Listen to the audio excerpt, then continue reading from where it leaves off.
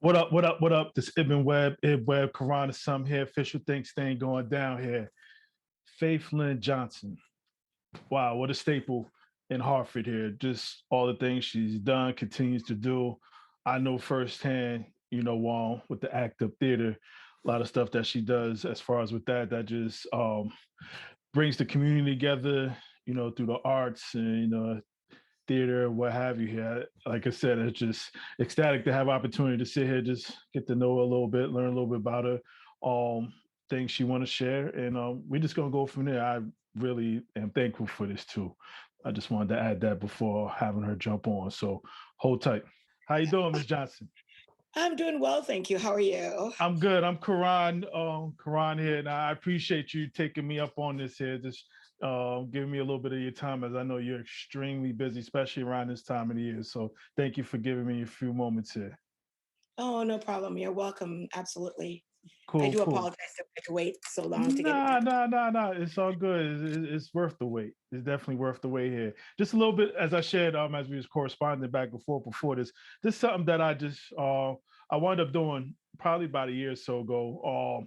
Bunch of different people, what have you there, and just people that I have an interest in, or just inspired by things that you've done and continue to do here is definitely an inspiration to me, and I could probably a host of others here as well too. So, but it's just me, just getting to know a little bit about you, what have you here, whatever you're willing to share, whatnot. But again, I'm mindful of your time, so I'll be respectful of that. So, even with that being said, obviously doing things in Hartford. Are you originally from Hartford, as far as grew up in Hartford, or what have you? Or are you from somewhere else? Okay, so I consider myself originally from Hartford. Okay. I grew up in Hartford, but I was born in Jamaica. Hmm. But Hartford has always been my home from elementary to high school. And then I left for quite some time and came back and kind of regrew my roots here. So yeah, Hartford Okay. is considered home for me.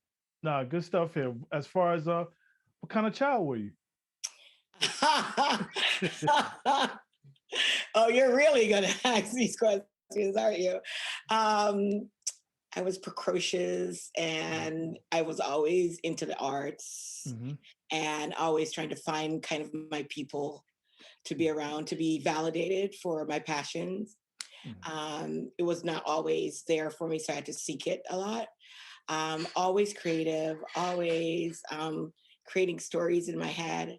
And I was a reading child. I read a lot. I mean, I was one of those kids that, you know, would hide in the closet at night and with a flashlight and try to finish my book, that kind of a thing. So that's, Inter- you know, yeah. and it's interesting you mentioned the arts even as a child. Like, what drew you to it? Honestly, when I think about that in my head, like, are these people really born or they're just created or developed a love for it? As a child, I was really, really young in Jamaica when I was like little. That's all I can remember in my Hmm. head. But I remember seeing a television for the first time. Yeah. It's always in my head. I saw television and saw these weird people like so far away were doing things. And I was probably maybe 4 or 5 then, but it clicked. There was Hmm. something about it that kind of resonated. And that's the first memory I have as loving the arts. Now you mentioned as far as the growing up piece, and not it was any not too many places to express that. Where did you eventually find a place to express yourself? I really had great teachers and great mentors that realized that that was my love Mhm. for the arts. So what I did was my parents were amazing when it came to supporting me. Mm. So they would pay for classes for me at a conservatory and things like that. At the time, of course, it was hard to get around, so I would be on a bus, Hmm. jumping from Hmm. bus to bus. Right. But it takes dedication. Then it also builds resilience for something you love. Absolutely. So I had to just, I had to get on the bus, go to my class till like 8, 9 at night, try to come back or call my parents. It was a lot for them, but they realized that that was what I wanted to do. So that was one of that. Also, I did a lot of drama classes, and especially when I was at Weaver. Miss Moses. Shout out to Miss Moses. Those who out Hmm. there who knows her, she was a major mentor of mine, and I was in her drama club for multiple years. So that kind of nourished my artistic feeling. And I was really lucky. I got into Wesleyan Center for Creative Youth. I did Yale's youth drama. So any program that was out there, I try to find it and try to be a part of it. Mm. Even with that being said, here, as far as how did you balance? You mentioned those late nights, as far as even with your schoolwork. How'd you balance all that? Because I loved it. and Okay, okay. and that was my motivation to keep everything else going, was the Hmm. fact that my parents are like, you have to make the grades. So I knew that, when you're in some place where your passion is, and you Yes. feel so complete when you're there, when I'm in a dance class or I'm in an acting class. So that feeling I always carried with me. So I knew I had to do the best Hmm. to do it. So I just had to do the work. Now, are you the only sibling? No, I'm 5 girls. Last of 5 Ooh. Eh, girls. So you could have interviewed my dad if he was still here. He could mm. probably tell you more. No, I'm sure you can. I'm sure. And you say you're the baby of the bunch. Baby of the bunch, yeah. And so it was 6 females with my mom in the house, and my dad was the only male. So it Mm. was an interesting house. Now, now with the arts, did your siblings, did they take part in it? You got it from them? Yes, I think yeah, we're all very creative. I have one sister that's an interior designer. I have another sister that did modeling and has a background in retail. Um, we just always just even our kids now, we notice that in them, that they're very, very creative. I think it's just a strand that runs to the family. Hmm. Hmm. Definitely. And then even when it was time to move on, even graduating, completing high school, what have you, and obviously, the arts and the theater and all that stuff was in you here, like making a choice to move on from high school to pursue education or just even just going out there in the world here. What were you thinking back then as far as just making those decisions? What I was thinking was I had to pursue the arts, so I knew that. My parents knew that as well. They were very, they just accepted it for what it was because they just knew that's what I was going to be doing. And from there, I looked for some of the top schools in the country that I wanted to be a part of. I was very adamant with my counselors. I was always in their office Mm-hmm. going, Hmm. what's out there, what's this. I was just hungry. I think because Hartford being so small, I kind of wanted to spread my wings more. So I just kept being persistent about where I wanted to go. I knew I wanted to be in a bigger city and an artsy Yes. city. And so I just, and Weaver also was really great pushing a lot of us out there Okay. into the bigger world. So I I went for the prize. I went and auditioned for NYU for Mm, Tisch, took the train the whole 9 yards. mm. Never, taken the train on my own before. I had my 2 sisters came with me, and I just did the whole thing. I was like, I wanted to be in New York City. I figured that was where the Mm. arts was. So That's great. So you get down there. yeah. How do you adjust? Again, you're in the city in Hartford, but it is not New York.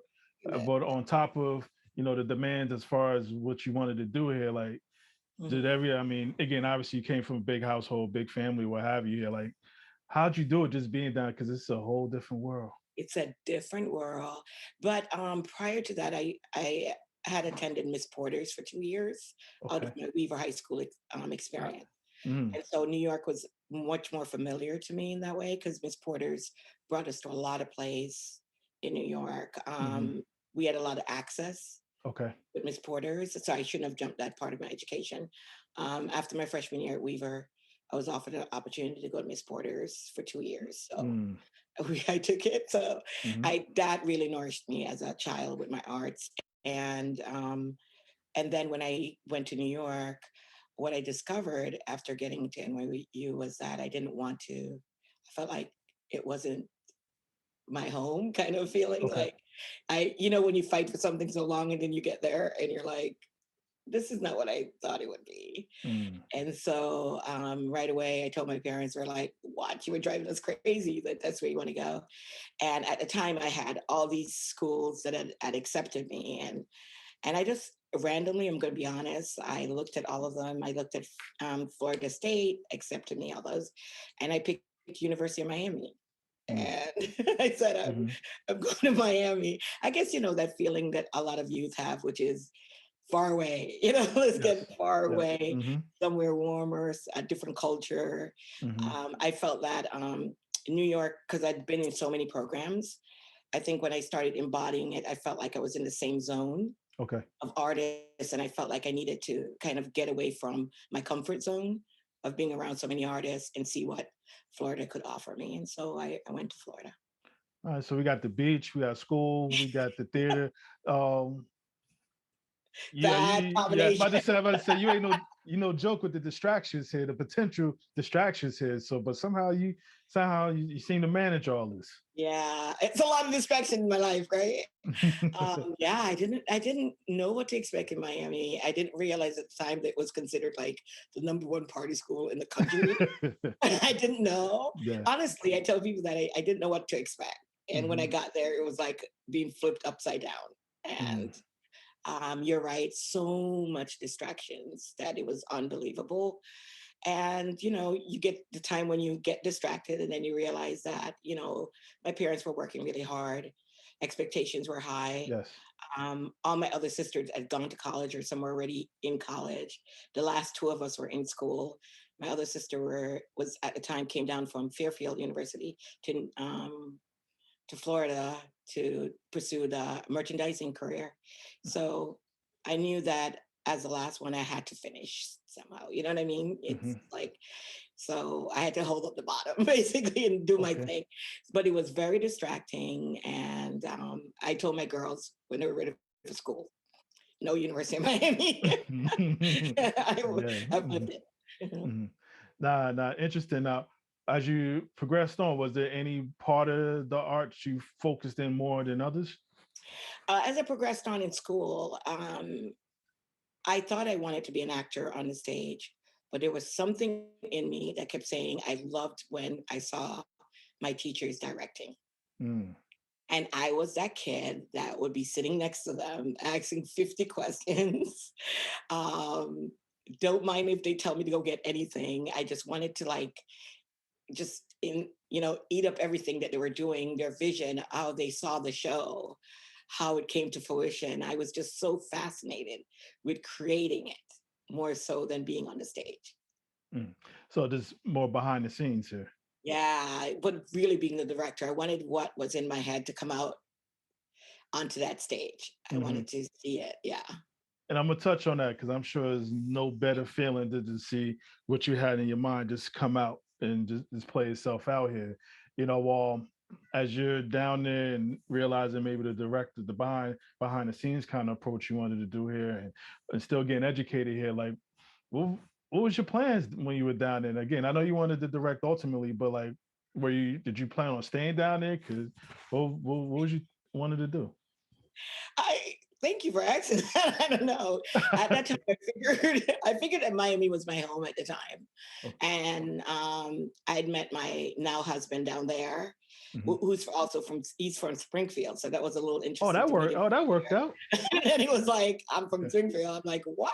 Mm, So that kind of made it easier. But I don't know. I just thought that Miami was going to be my home. I have really crazy stories about my life, which is I graduated from University of Miami, but during that time, especially my senior year, I did a lot of show running for a lot of shows okay. backstage. I would volunteer a lot. Hmm. I just wanted to see how everything worked. And University of Miami also gave us a really well-rounded arts experience.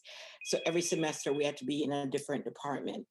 It was Hmm. not just being on the stage. We were had to do all the backstage stuff from costumes to, lighting to, sets. We had to do it all when we got Hmm. it, even though you were a performing arts major. So that really prepared me a lot for the entirety of what it took to run a theater. And Hmm. then, yeah, staying down there, I just basically, the crazy story, I won't tell you the crazy story, Nah, but nah, that's cool. That's cool. basically, I graduated. I remember graduating like on a Wednesday or something, and Hmm. my friends and I were heading to the beach, and I put an application in to Coconut Grove Playhouse, um, and that was like one of the most prestigious playhouses in South Mm. Florida at the time, and receiving a call saying that they would like to see me when I was like on my way to the beach. Yeah. And and I said to my friends, "Hey, let's just stop by. I don't, I didn't matter now. I didn't figure I would get it because I was like, Hmm. here at the time, it was very segregated, a very narrow room for Hmm. you to get in, especially as a Black female. So I basically just went the way I was and showed up, and I was like, didn't have a lot of expectations, and I ended up running their box office. I became a box office manager for Coconut Grove Playhouse. Mm. How long did you do So that for? I did that for approximately about 2 years. I was Okay. down there, not for that. Yep. Okay. And Yeah. So I got then, a chance. Oh, that experience alone, not to yeah. interrupt, but I got to meet everyone. You Mm. just have to name Mm. them. I even met Whoopi Goldberg before she was when she was in Nonsense. She Mm. did Sister Act for the Right. first time on Right. stage at our theater. Our theater was considered like a breaking ground from a lot of the shows before they took off Okay. and went to Broadway. So we were able to meet a lot of people. Mm. So the So who's who's is coming through. coming through, I Mhm. met just about everyone. Yeah. Now, you still learning that whole director stuff? Were you able to nudge shoulders with people that were there to kind of, whet your palate even more with all that stuff? It was really hard because running the box office, especially for a major theater company, puts you in a whole different realm. Okay. That's money. That's the money Yes. game right there. Yes. Your tickets going out the door. That's your group sales. That's everything. And also, taking care of your VIPs and making sure that, whoever they're inviting is coming in and they're having a great experience. And so it's a lot when it comes to box officing. And um, whenever I had a chance when we were closed, I remember trying to get to where the directors were Hmm. with so-called stars where they wouldn't let all of us in, and trying to get into the room to see what was going on and how it was going. And always look forward to Tech Week because Tech Week they were in a bigger theater Okay. on the stage, and so it was harder for them to keep us out. So I Mm. would sit in the back a lot and watch them stage the show. Yeah. Mm. Now, what made you head back north? It was like a roundabout way. I stayed there, and then I decided that I would, in between that time of being in Miami and at the Playhouse, I went to a couple of summer stocks Okay. and worked those just to get some experience as well. I did Virginia, a couple of places, and then my older sister decided to move to California with her Hmm. husband, and I thought to myself, that's where I need to go. Okay. Okay. And I would have free housing and free food. Look at you Why here. not? Yeah. Hmm. Yeah. So yeah, I went head to California, and that was a whole different experience again, Hmm. and stayed there for approximately 2.5, 3 years in Hmm. California, getting a lot of kind of show experience. I was able to get my first job there was a dinner theater, Okay. which was an entire resort smorgasbord of stores and restaurants and everything else. And then in there was this huge dinner theater that was big at the time, and got my chance to kind of, hone my skills on what it took to run a dinner theater, which is a total different Mm. animal.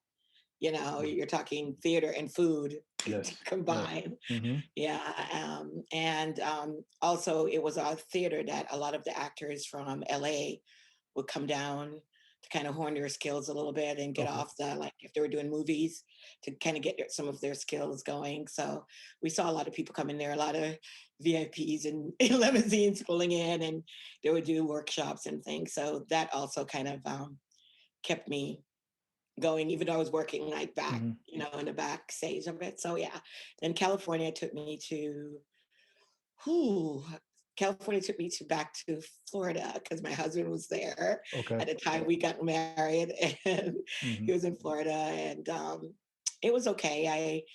At that time I went to Miami Performing Arts and started working there. everything was backstage sale. I was, everybody kept saying to me, why are you not on the stage? I was like, there was something about running that Mm, backstage and seeing the creative energy that goes behind it. And it was always, knock on wood, really easy for me to find work, which I mhm, know a lot of parents are telling their kids, like, don't do the arts. I think because I earned my skills so much in the entirety of what it took to run a theater, I mhm, could apply to almost any department mhm, or place, and they would see that I had the skills. So those were my learning years. mm. And from there, my husband's an engineer, so he had an opportunity to go overseas, Okay. and we went overseas. Okay. Okay. We- yeah, but it was fun because at the time we were thinking of having kids at the time, and so it was a good transition to go. Okay, I'm leaving Miami now, but I'm going to go overseas and see what's there. And after moving to a few countries, we ended up staying in the Middle East in Saudi Arabia. Mhm. How was that? And I tell everyone, Saudi Arabia is where God sent me to learn to direct. Okay. Okay. It was, yeah, I I didn't expect it. I thought I was going to be a housewife, just kind of chilling in Saudi Mhm, Arabia while he works. And went over there. He's an avid tennis player. He was playing tennis with the principal of the school and said, "Oh, my wife is coming, and she's an arts person." mhm, And by the time I landed there, the principal was already calling me, going, "We have this major competition that is kingdom wide that we mm, have not been able to do because we don't have a theater person, and I want to talk to you about doing this." And basically, that took off my career in Saudi Arabia beyond my belief, as in we did competitions all over Europe. We wow. brought the kids. You're right. You would think, Wow. I'm going to kind of condense my life. And it Mhm, became this amazing opportunity.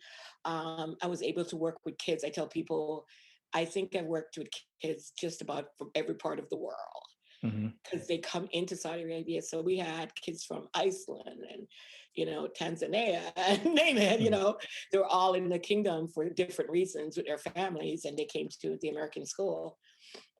And I was running this really thriving theater program in there. And the British kids came from the British compound to come down to the theater.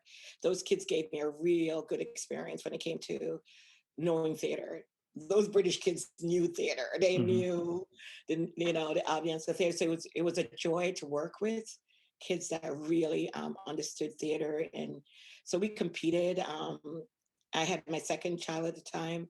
The first competition was with when I couldn't go because I was like, oh, I had a baby coming on mhm, the way, and we send our group of kids, and my teacher that was my mentoring teacher at the school took them, and they won mm, out of like uh, dozens of schools. mhm. And she came back, and I remember her saying, "This is what you're meant to do." And I thought, there it is. Now, did you know when that was said to you that this was what I was meant to do? uh I think the opportunity that just never presented itself before in such a way. Okay. And sometimes in life, we have to realize that change doesn't always mean doesn't always mean it's a bad thing. It change also opens windows for new Mhm. opportunities that sometimes in your mind you're not even able to comprehend at the time. Um, and that's why I embrace change now in my life because it's worked out so well for me. Okay. Yeah. Now it's interesting you talk about change and embracing it. Some folks are resistant to it, just not knowing the unexpected sometimes, but sometimes the unexpected means a bunch of good positive things that's on the way here. So again, each individual is different with that, but to your point here, embracing it because things are going to change. I mean, and you're going to have to, get with it or not get with it or get left behind in some cases here. So it's so important to, as far as that whole embrace and change here. You talk about as far as working with kids even overseas in different parts of the country, and obviously you work on them here in the States here. Any difference with these kids or as far as them wanting to learn and wanting to whether sing, dance, act, what have you? Any difference you see versus just the states or No, overseas here? no, I honestly, I think once they're in a place where they feel validated Hmm. and they're feeling that that person is investing in me because they really care. Yes. It's not a cookie cutter kind of experience for them. And I think as long as you're nurturing them and you're not, I've never thought about nurturing them to become even performers. Okay. My bottom line is to become really good people. Mm. How are you kind, not just to others, but to yourself? How do you pursue things that you love, even when everybody else is telling you that Yes. it's not right? So when I get the kids and that spark happens in them and I see it and I see their confidence build, they can go on to do anything Hmm. because they've gotten that. Once they have that feeling, it's a feeling that stays with them for life. Mm. No, definitely, definitely. And that confidence, it takes them places they wouldn't even never thought of. Exactly. Uh, Act up. Where did that come into play? Ah, my God. Wow, I don't know. There's so many. I mean, my journey's been so long and so vast. I knew I always wanted my theater company. I did a lot of work for a lot of organizations here in Hartford. Hmm. When we returned here, it wasn't an intent to stay. We were on our way to actually Seattle. Mm, okay. When I told my husband after coming back from overseas, I just being with family, it felt so good to be back home. Hmm. And I kind of just like begged him, like, can we just stay for a little bit and let have my kids be able to have family around them and feel validated? And we just never left. He's still trying to leave. He's like, Yeah. when are we leaving? And your Um, kids are grown now too, right? yeah, like, right. So he's like really ready. He's cracking Yeah. as we Yeah. speak. And so yeah, I was able to, I'm always creating. Okay. And so I had a great opportunity to work at Arts Council, the Great Orford Arts Council for 9 years, which I was able to find neighborhood studios. I'm not sure if you're familiar with that, but I created neighborhood studios there. That's Mm. a living legacy right now. It's still running. I'm loving it. I love that it still goes on. Um, and then from there, I worked with Janetta Miller at Opus. We ran Opus. That program exploded. It was so Hmm. big with two of us running it. And then still feeling like I wanted to horn, something was driving me to hone my skills in a different way, and got an opportunity to become a director of gifted and talented nationally, Okay. which it was out of Stanford. And that was a whole different experience on a national level, as in kids, international level. Kids were coming Mm. in from everywhere. And we had campuses all over US, and we're creating these programs on the campuses for the summer. Like if you hear of these summer programs, Hmm. we were one of those companies that were creating these experiences for the kids on all the different campuses, some of the Ivy League campuses versus some of the top schools in the country. Um, so I was able to, they gave us a lot of responsibility. I had Austin, Texas, University of Texas, Stanford in California, um, to St. Joe's in New York. Yeah. So, we had, my consortium was about 5 different universities that I had to control. The Hmm. kids coming in from all over the world for the summer, being able to be housed, Mm. programming, the whole 9 yards. And so that was a really great experience to work on that scale. Hmm. But being in Stanford or traveling around the country a lot, traveling was hard because my family missed me. And second of all, was realizing that when you pass New Haven or you go to New Haven, Yes. it's a whole different world. Yes. And they don't really see Hartford in their spectrum of programming. Hmm. So everybody looked at me as in, who is this person from Hartford working in Stanford? Hmm. And what I realized is that there was something innately um, missing from what I wanted to do, which was my community, seeing what they were offering on that end and how much opportunities they were on that end in a different way, and saying to myself, I really need to come back to my community. I need to come Okay. back down here, share my skills. And and really, just be able to create something down here that I saw in different places. And so coming back here was when I decided, I'm going to start my own company. We couldn't figure out how to name it. Okay. I remember where you're interviewing me right now was our big board meeting, as in I had like 4 people around the table bringing, my closest um, people around me and saying, finally, after my family's been after me for almost 20 odd years, to go, I'm going to open my own company. Mm-hmm. And Mm-hmm. everybody just kind of nodded and said, what took you so long? Like, Yeah, it was one of I could see those. that. I could definitely see that. Yeah. And so the naming of it is, it was really that little Black girl that I was, that people were always telling me that I was acting up. Mm-hmm. I was, Mm-hmm. I was talking in class. I was distracted, or I was doing something else, and it just stuck with me. Mm-hmm. That teachers were always telling us that we were acting up, and that's where act up comes from.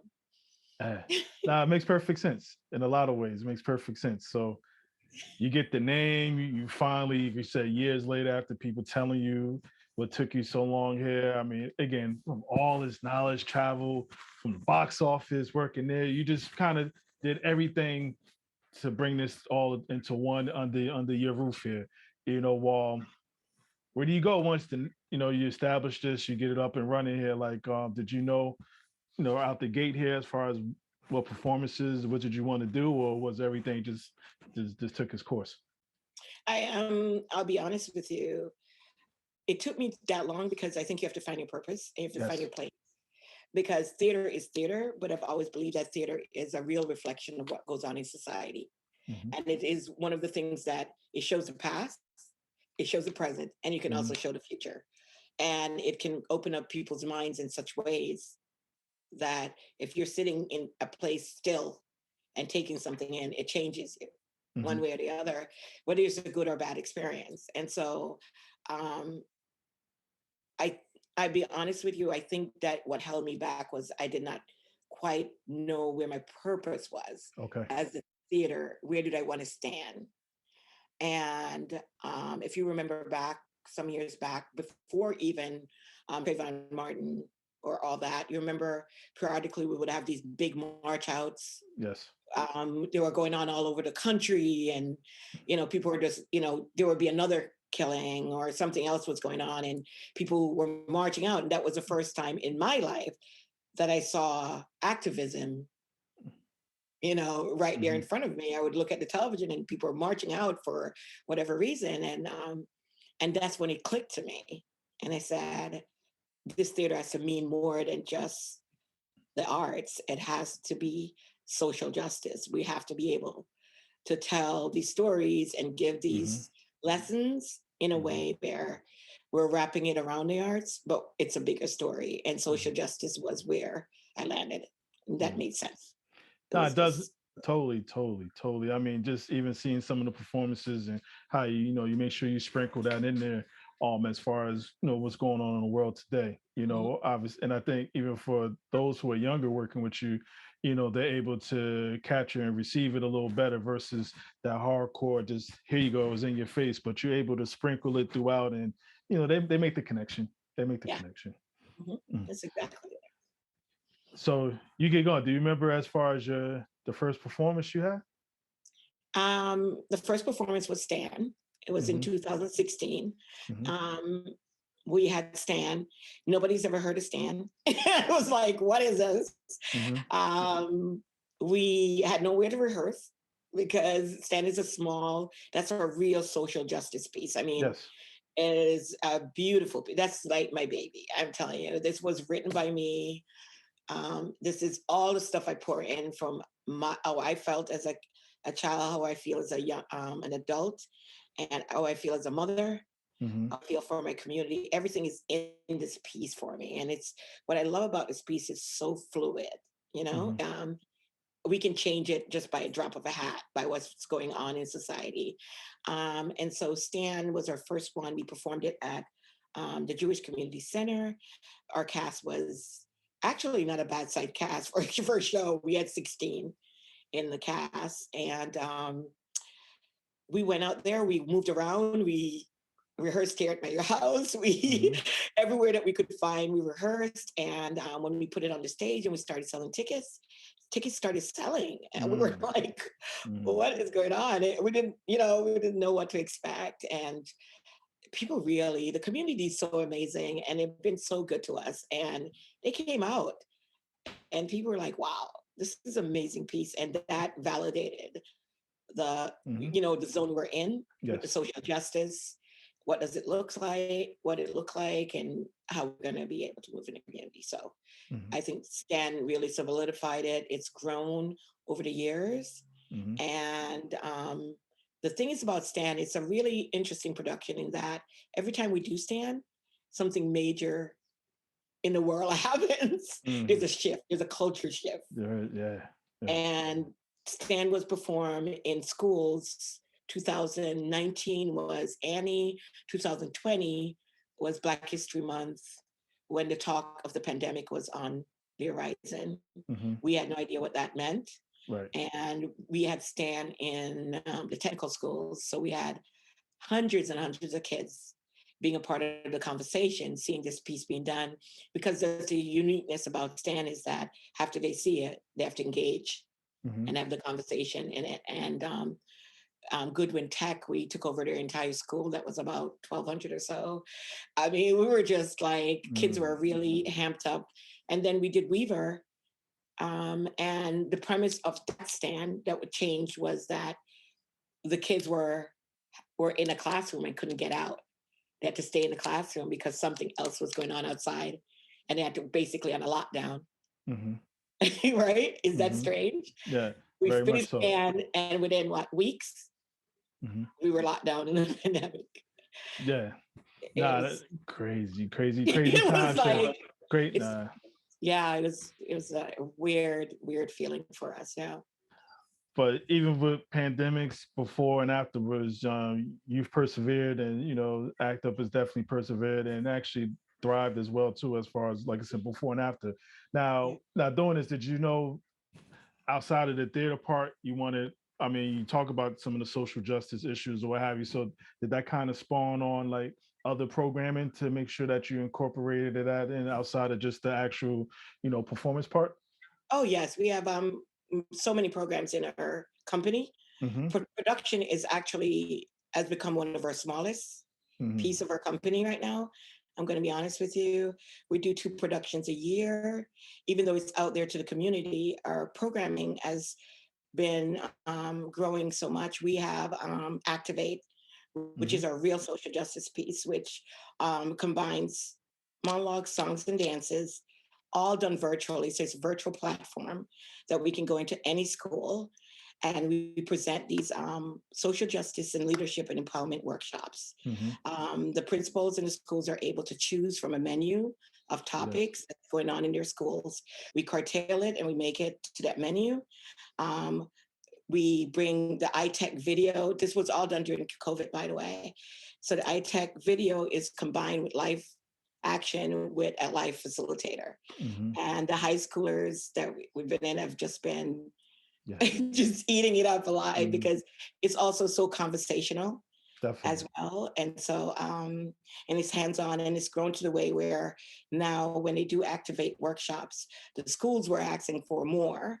So Mm-hmm. we created extended studios. So schools are now able to choose dance studio, singing studio, or writing studio that will be in their school for like 6 weeks. No, that's great. So, That's great. so we're in a lot of the technical schools. We have a major commitment to the tech schools. So we're at Prince Tech, Goodwin, Mm-hmm. Cheney Tech. We're all over. So that has taken a lot of focus, for the company, because we're small. We consider ourselves still small, but we're like bursting at the seams Mm-hmm. a little bit. And then we also, with our social justice, we have our pop-ups. And our Yes. pop-ups is where we're really out there in the community. We do the marches, we do events for the mayor or a church, or if there's a situation that happens where there's a loss of life, and they're wanting us to come and do a performance or sing or an event, anything in that scope, we're there. So we Hmm. have our kids marching, we have our kids out there with their families. Hmm. We support Mothers Against Violence a Yes, lot. We've done a lot of work with them, because I feel that theater is good when you're sitting and watching, but we have to be active that's right. and in the community so that we're proving our point that we are social justice theater. So it's very important to us that we're able to do things in the community. No, that's right. And all this work that you're doing, how your husband gonna make you just get up and go to Seattle? There ain't no way you could. Ain't no way you could go to Seattle with all Hey, this going on. that's change again, right? That was change. That was change again. Yeah. Now he's packing his bags because he's ready for Florida. Oh, you going He's to like, Florida this time? Okay, okay. Yeah, I mean, how can he get up he's and like, go? How now, right. now you got all this going on here. Now, Well, I think that as you've seen and you've met, as my two daughters are in the company. mm-hmm, Um, Priestley runs all the HR operations. Tyler runs all of the technical production part of the company. Both are trained in both areas, mm-hmm, and they are a vital part of the company. So I feel like the company will always be okay. It's a legacy company. We have Luz Holmes, who's been with me since she was about 8 years old, a graduate from St. Joe's. She's now a production manager. So we have so many kids that have grown up with us that are just still with us and wanting to still be a part of in some way, that I feel like they'll take care of the legacy one way or the other. most definitely here. And even with the arts here, like what has it given you this throughout your life that sticks with you to this day? um, I tell people the art saved me. It really Mm, did. It gave me a passion to ignite my passion, to focus. It made me realize my purpose, which was I never really knew that I wanted to teach, like to be this kind of a teacher. I've been in schools and I've been a teacher in the classroom, mm-hmm, um, and to be able to nourish kids. So the arts really is such a vital part of who I am. And that creative process is mm, everything. So when people see me doing all the other things, if I can't do productions where I'm able to be creative as an artist, mm-hmm. I don't know. This is how I live. This is Wow. my zone. I have to create. This show is going to be insane. What's in my Mm-hmm. head, it's going to Mm-hmm. come out. Yeah. That's right. That's right. Which they have been, which they definitely have been here.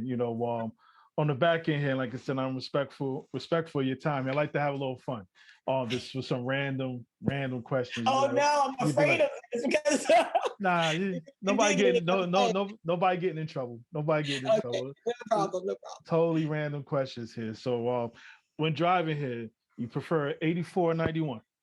84. 84. Albany Ave or Blue Hills?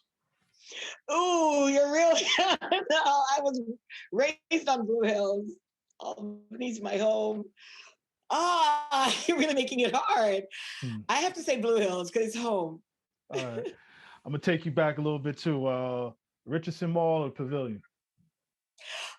Oh God. Whoa, you're taking me back. That's way back. Richardson. Okay. Richardson. All right. Chinese food. Nah, the West Indies Day Parade or Taste of Hartford? West Indies Day Parade, the old one that used to go down Albany Avenue Yeah. to Blue Hills down Tower. I miss Mm. those. 89.9 or 910? I'm not doing it. No, I'm not I ain't doing trying to it. mess you. I ain't trying to mess your sponsors up. I ain't trying to mess if you have any. I'm not going to answer that one. Nah, no problem. No problem. Uh, I know Mr. what to say. I know what to say. Mr. Pizza or Woodland Pizza? Mr. Pizza, Yeah, definitely. yeah. Yeah, Um, that's the grinder capital. Nah, cool. Best performance you ever seen as far as a play? um, that sticks with me still. Jelly's Last Jam. Jelly. Okay. Now, where There's was two. that? Okay. Yeah, that's Broadway. Hmm. Yeah, and Wow. it's about Jelly Roll Martin's life as a jazz Jelly Roll professes that he started jazz, and that production plus Shuffle Along were um, is still in my premise. I've seen Color Purple as well. Those, so it's really hard. They all Okay. have their pieces that really, yeah. Okay. But Weaver or Miss Porter's?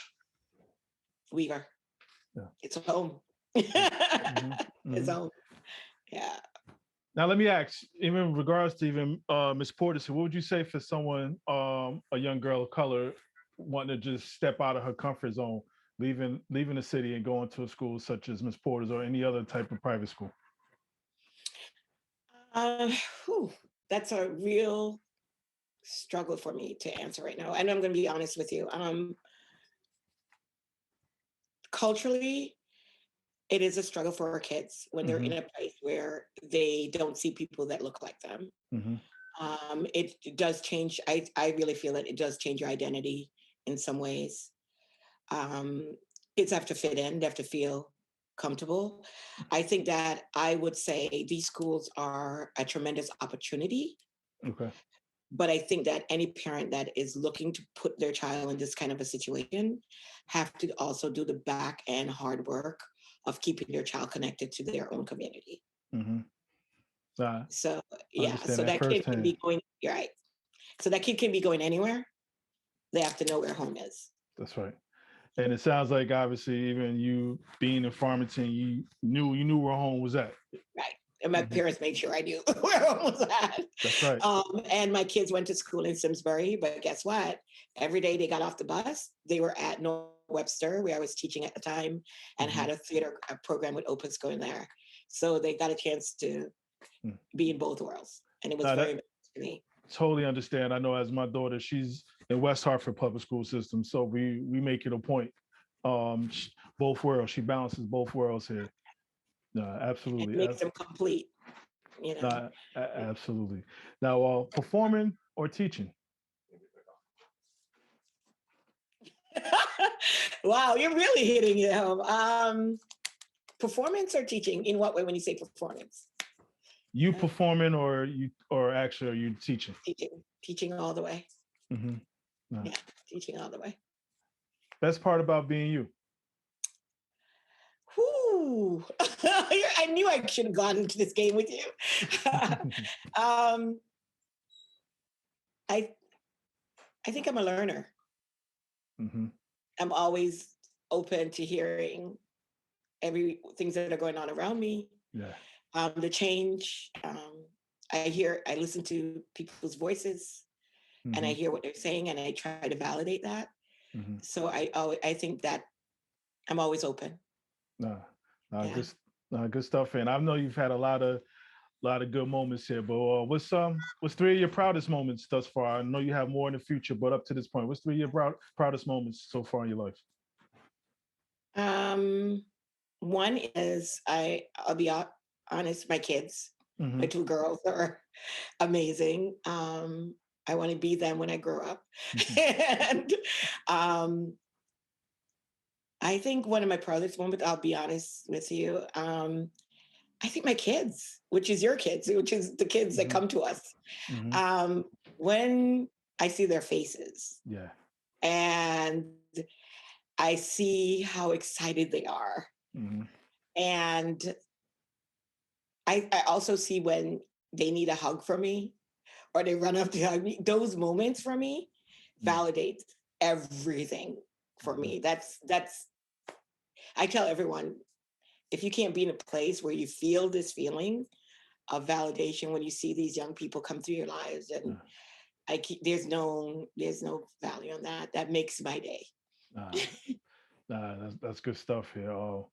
Speaking of your daughters here, best part about being a mom,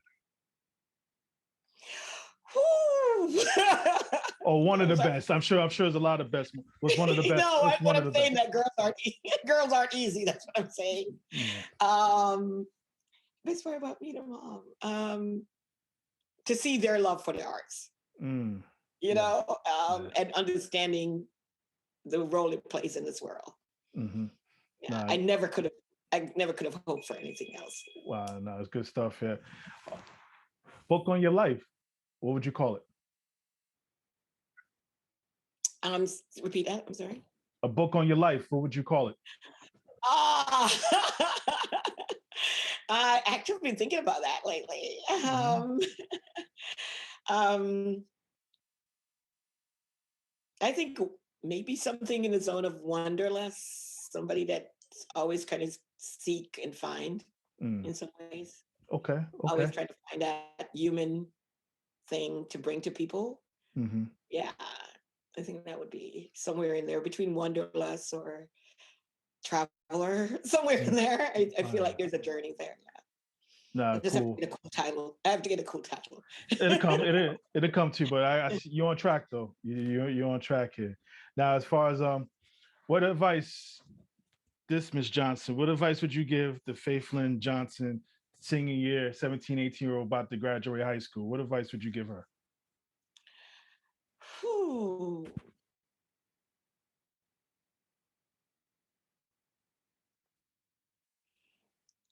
Hmm. I would say even I would say take more chances, Mm-hmm. even at a younger age. Yeah. I think so. I think even though people see me and see a lot of things, I think that if I'd taken maybe different choices or different chances, Mm-hmm. it would have been a different path. But who knows? Mm. But I always think about that in some ways, like what if in certain places I've been in that had gone, Mm. full throttle, Yes. what that would have looked like. Even being in California, going full throttle there, what that would have looked like. But would have been me here. This is home. So Mm-hmm. I always feel like you're where you need to be. Mm. No, Mm. no, definitely. Yeah. My last one here, as far as you can stop sweating here. The last one, what would you, what, what would your parents say about you? Oh, I think they were just so proud of me. Yeah. They really were. They just loved what I did. They loved the Mm. arts. They loved my passion, Mm. and so I think that I think starting the company, starting Mm-hmm. to act up, I think Mm. both of them would say, "Well done." I Yeah. think that's what they wanted for me all Mm. along. Mm. And you kind of took the words out of my mouth here. I was gonna say, well done, just with everything here. You're inspiration to many. I mean, folks might say it, and probably not enough people tell you that. I mean, myself just coming in on the back end the last couple of years, and some of the productions, and even actually, having a little one a part of them as well too. Just to see, you mentioned these kids' faces and how they light up. So for me to just see that firsthand, but also just knowing the work that goes into all that stuff as well too. But just hearing this little bit about your walk here, just this little bit. I mean, being in Hartford, but been all over the map literally here, and just seeing different experiences and everything else, which makes you the person you are today. I just want to say thank you for all that you do and you continue to do here, and I just look forward to what's to come here. I'm sure there's more left before you head south or pass it over to the girls here. But like I said, I just thank you for all that you do, and like I said, I know how much it means to me, so I can only imagine how much it means to everybody else. Thank you. I really do appreciate that. I have strong beliefs and strong faith, and every time in the back of my head when I get weary, I hear God's voice saying, "Just do Mm, the work. do I'll the take work. care of everything else." Mm, So mm. that's what I'm doing. I'm Nah, just doing the nah. Thank you, and I appreciate you squeezing me in here. Like I said, I'm very yeah. taken back by this, so thank you, Miss Johnson. Thank you so much. Heading to rehearsal. Okay, not a problem, not a Thank problem. you. You be I well. appreciate it. Alrighty. Okay, Bye all right, bye. bye bye. Good stuff, good stuff. Miss Johnson, thank you for sharing a little bit of your walk here. Just inspiration. That's the only thing I can say in regards to your journey and what you're doing and what you continue to do here. I look forward to what's to come. And again, I just want to say thank you from the bottom of my heart. So with that being said, I'm just going to step away. I put my hand over my heart. That means I feel you. Yeah.